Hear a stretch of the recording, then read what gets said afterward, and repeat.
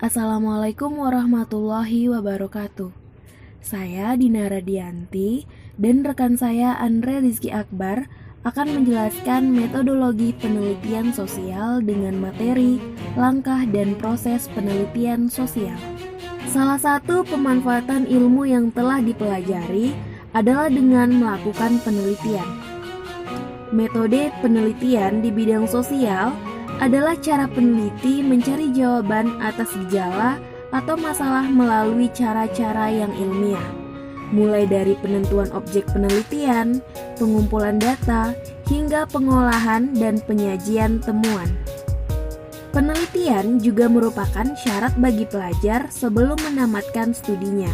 Lewat penelitian sosial, ia mampu mengaplikasikan materi-materi yang telah dipelajari ke dunia nyata dan mengenali pola-pola yang terjadi di masyarakat.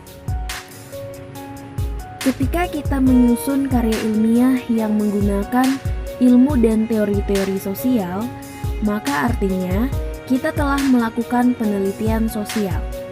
Tapi, bagaimana sebenarnya langkah dan proses melakukan penelitian sosial yang benar? Nah, kali ini saya dan Andre Rizky Akbar akan membahas metode penelitian sosial yang bisa membantu kita melakukan penelitian secara tepat. Untuk yang pertama, manfaat dan syarat penelitian sosial. Ada beberapa manfaat yang diberikan dari penelitian. Di antaranya adalah penelitian dapat digunakan sebagai alat mencari jawaban atas suatu masalah.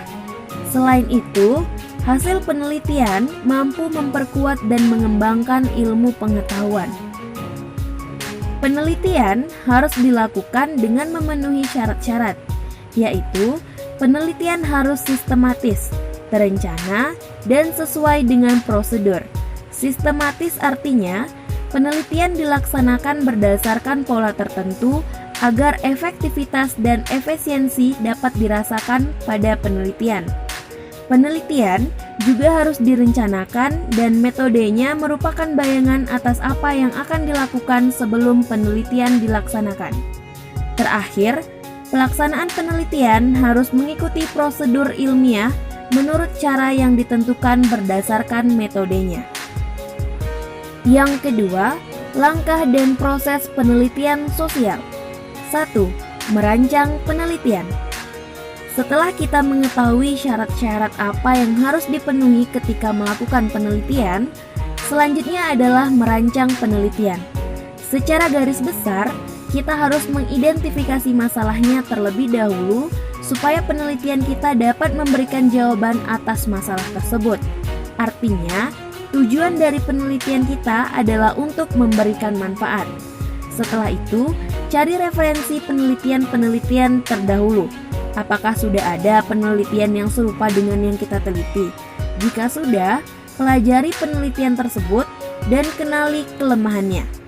Dari situ, kita bisa merancang penelitian yang lebih baik dengan data yang lebih baru.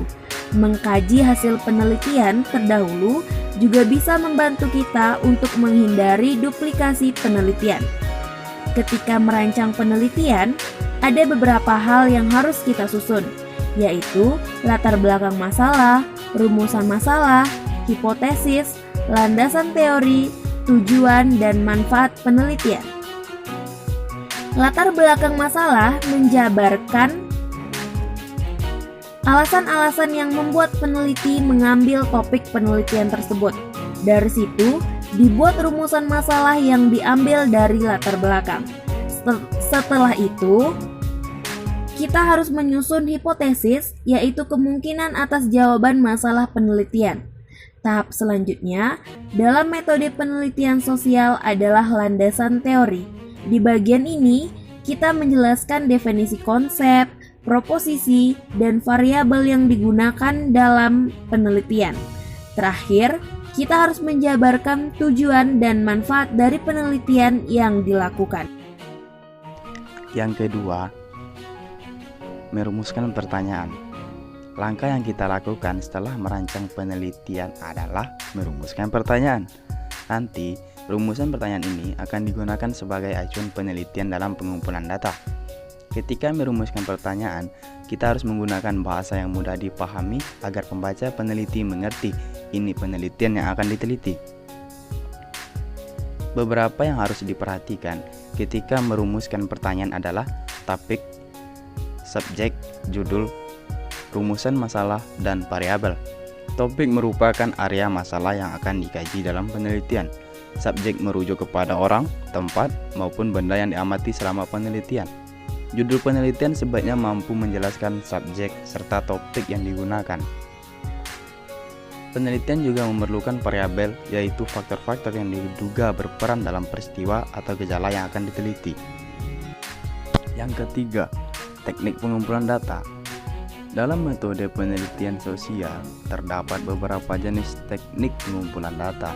Teknik pengumpulan data merupakan cara yang digunakan peneliti dalam mendapatkan data di lapangan. Beberapa teknik pengumpulan data termasuk kuesioner, studi pustaka, wawancara, dan observasi. Kuesioner atau angket adalah teknik pengumpulan data dengan cara mengajukan pertanyaan untuk dijawab oleh responden. Biasanya secara tertulis, sementara itu, studi pustaka mengumpulkan data yang relevan dari buku, artikel ilmiah, berita maupun sumber kredibel dan lainnya. Teknik pengumpulan data selanjutnya adalah wawancara. Wawancara dilakukan dengan cara tanya jawab dengan responden atau informan untuk memperoleh informasi yang dibutuhkan untuk penelitian. Terakhir adalah observasi, yaitu teknik pengumpulan data yang dilakukan lewat pengamatan langsung. Yang keempat, mengolah dan menganalisis data. Data yang telah dikumpulkan kemudian diolah dan dianalisis agar menjadi informasi yang relevan dengan masalah penelitian dan dapat dipahami oleh pembaca. Metode penelitian sosial mengenal beberapa cara mengolah dan menganalisis data. 3 di antaranya adalah dengan teknik tabel provinsi, statistik sederhana, dan tabulasi silang. Yang kelima, merumuskan dan menyajikan hasil penelitian. Langkah terakhir dari metode penelitian adalah menyajikan hasil penelitian. Proses ini dilakukan setelah semua data diolah dan dianalisis, sehingga peneliti dapat merumuskan dan menyajikan hasil penelitian secara garis besar. Umumnya, bagian ini menyebarkan 3 poin, yaitu hasil penelitian, simpulan, dan saran. Hasil penelitian adalah hasil akhir yang dapat di penelitian.